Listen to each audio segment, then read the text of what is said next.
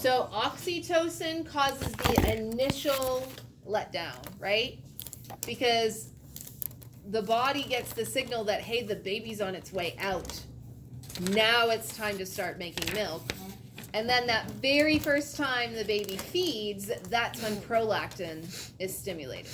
Okay. So we need something to cause the initial release, because if the baby goes to feed the first time and there's nothing there, it'll stimulate prolactin, but the first feeding there needs to be something there. So the oxytocin working to push the baby out is what causes that initial letdown of milk, which is why ladies who have C-sections that are scheduled and never have those first contractions, it might take them a little bit for their body to be like, oh dang, the baby's not here anymore. We need to make some milk.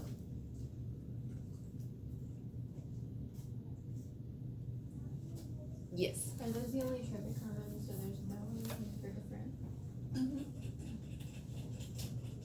What does thyroid stimulating hormone do? Other than stimulate the thyroid? That's it. So you have to think about that. That means it's going to cause the release of calcitonin or T3 and T4, thyroxine and triiodothyronine. Best word ever. So it has to do with like metabolic rate, or it just influences those ones? It just so whenever the body is reading that we are low in something from the thyroid stimulating hormone goes and presses the go button on the thyroid, so the thyroid starts to work. So all of these, that's what their job is to go to the gland and push the green go button. That's what they do. Yes? What's the difference between diabetes mellitus and diabetes insipidus? So diabetes mellitus is the type 1 and the type 2. Diabetes insipidus has to do with anti-diuretic hormone. It blocks anti-diuretic hormones, so you pee and you pee and you pee and you pee and you pee, and because you're peeing so much, you drink and you drink and you drink and you drink and you drink and you drink and you drink, and then you pee some more, and you drink some more, and you pee some more, and that's your whole day, just peeing and drinking. So it's So not really anti-diuretic insulin related. keeps you from peeing all the time? Yes, stop, right? Anti means not. Diuretic refers to fluid loss. That's why coffee is known as a diuretic.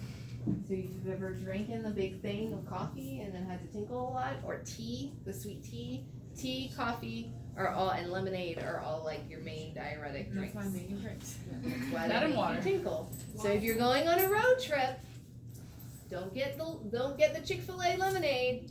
I get Big the gulp. Arnold Palmer, so I get both. Why is lemonade? The acidity, the citric Drink. acid of the lemon it causes diuretic effects.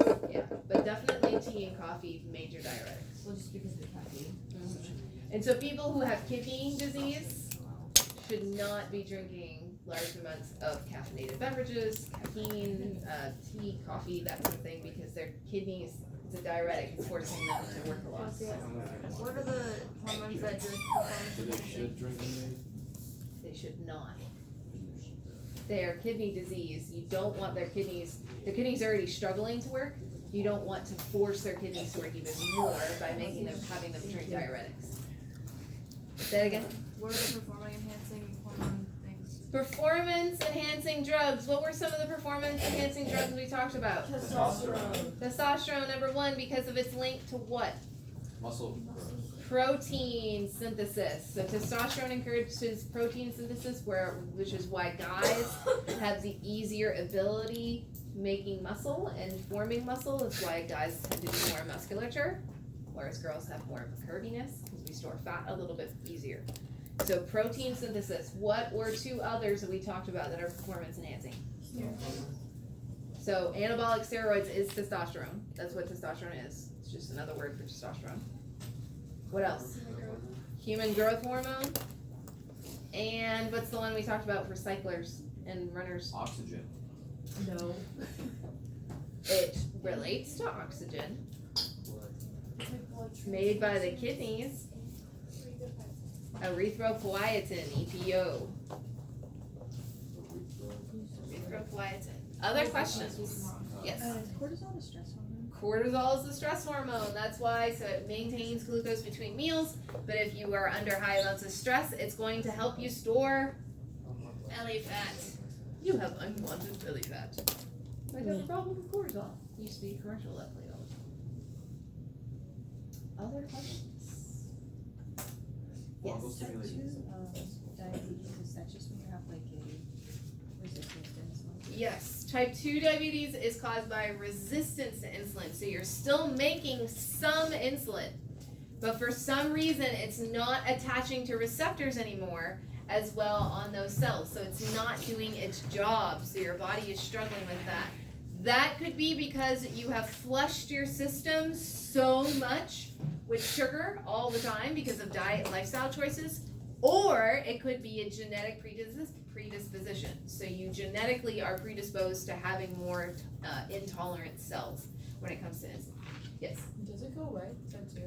Type 2, if it's caused by lifestyle factors, you can reverse it. So some people have completely gone backwards, backpedaled by completely changing their diet and exercising and stuff.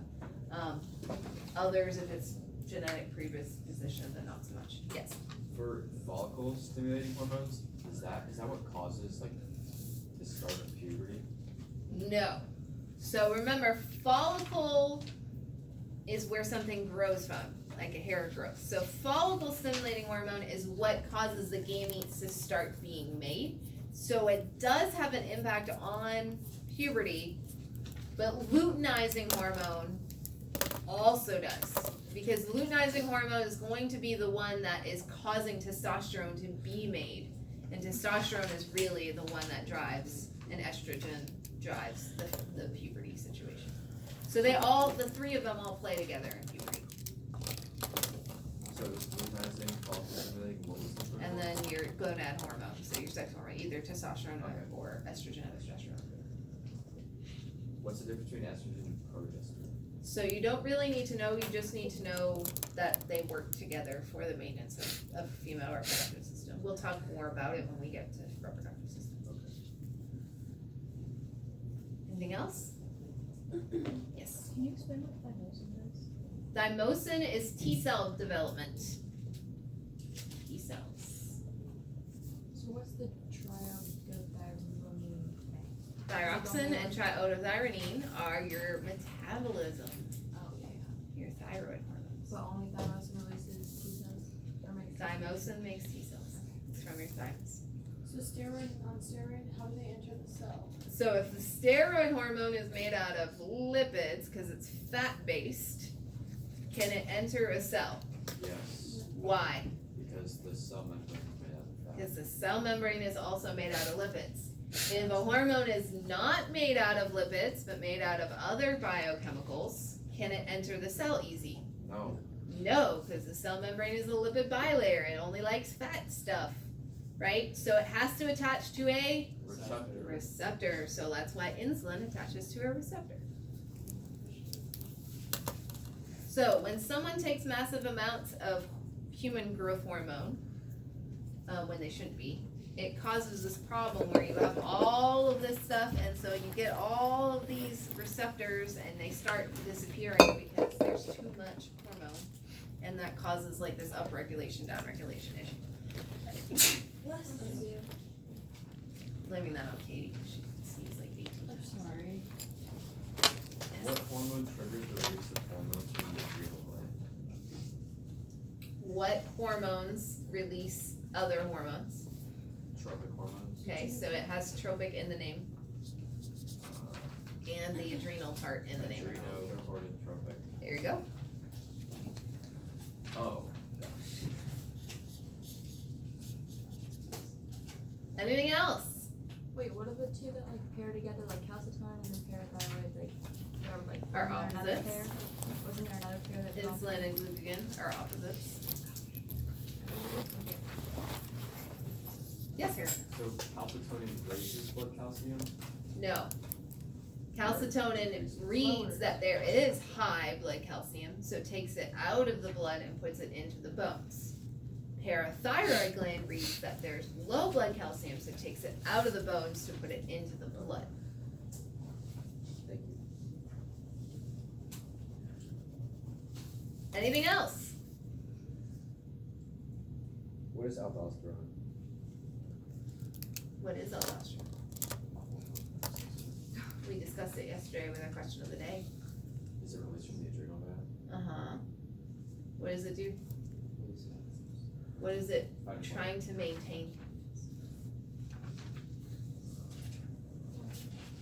Works with your antidiuretic hormone to Oh, maintain, it maintains fluids but how does it specifically retain fluids? by releasing antidiuretics. No, that's another hormone. What does it work on? What electrolytes? Sodium and potassium. Any other questions? Alright, put everything away. Everything away. Phones, laptops, papers, pack everything up like you're about to leave. Nope.